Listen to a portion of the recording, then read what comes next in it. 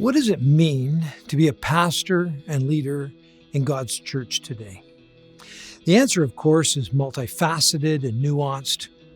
Cultural changes, demographic shifts, a shifting role of the church in culture, along with a changing understanding of what ministry is leading us to reflect anew on the role of pastor and leader. Paul offers one way forward. He says, "Follow me as I follow Christ." There's a need for all pastors and leaders to continually to dig deeper into the very core of the Christian faith, to deepen their understanding and confidence in the gospel and the biblical story, to grow in their understanding of what it means to be a missional people in the midst of this culture that is increasingly becoming neo-pagan.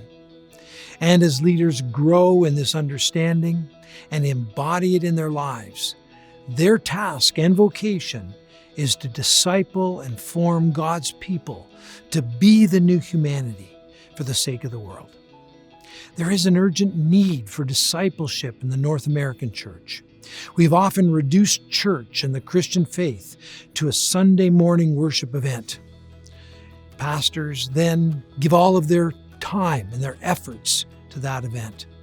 Certainly, worship is central to our lives and maybe one of the most important things we do.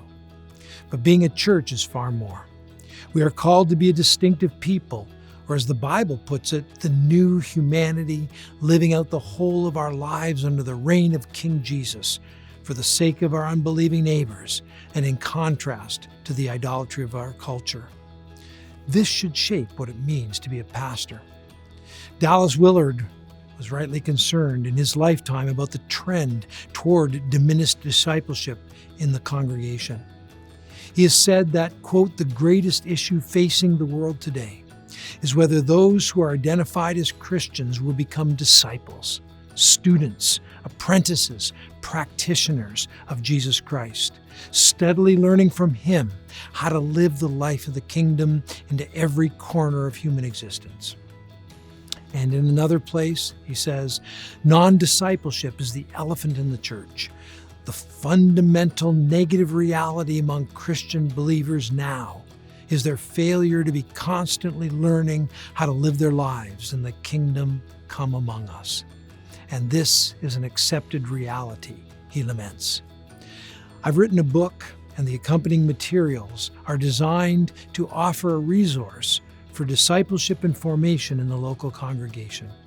The title of the book is "The Core of the Christian Faith, Living the Gospel for the Sake of the World." There are 4 parts. The first probes the question, what is the gospel?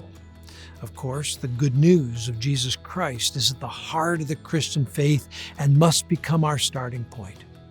This section wrestles with what Jesus meant by the gospel when He announced the good news of the kingdom of God.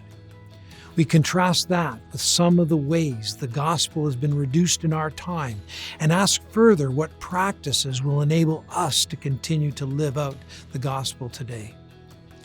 The second section reflects on the biblical story. We trace the biblical story in 4 short chapters and ask why it is so urgent to recover the Bible, indeed the very structure of the Christian faith, as one true story of the whole world. And then in the third section, we inquire as to the role of God's people in the biblical story. We employ the word missional to describe the calling of God's covenant people to be the true humanity for the sake of the world amidst the culture that serves other gods. And in the final section, we study the religious nature of Western culture and our story, something that is often neglected. Our concern is to ask how we can love our place and at the same time be faithful amidst the powerful currents of our culture. Gospel, biblical story, missional people, missionary encounter with culture. This is the 4-fold core dynamic that can shape the people of God to live the gospel for the sake of the world. This core dynamic parallels and has many similarities to the way the early church formed their people in a 2-year catechetical preparation for baptism. They had 5 goals: to teach them the biblical story, to give them a new identity, to form a new behavior, to detoxify them from the idolatrous story of Roman culture, which had shaped their identity and behavior hitherto, and to enable them to look like Jesus for the sake of their unbelieving neighbors. This kind of formation process must go beyond simply reading a book together. And so accompanying this book are a number of free resources that may help you structure a small group setting into a powerful place of formation. There are videos to accompany the book. There are further resources to study, discuss, and teach the book. And there are also suggestions for group practices as well as personal practices that can deepen the formation process. And it is my hope that together they might play some small role in equipping God's people and enabling you as pastors to help your church be a little more faithful to the calling God has for you to embody the gospel for the sake of the world.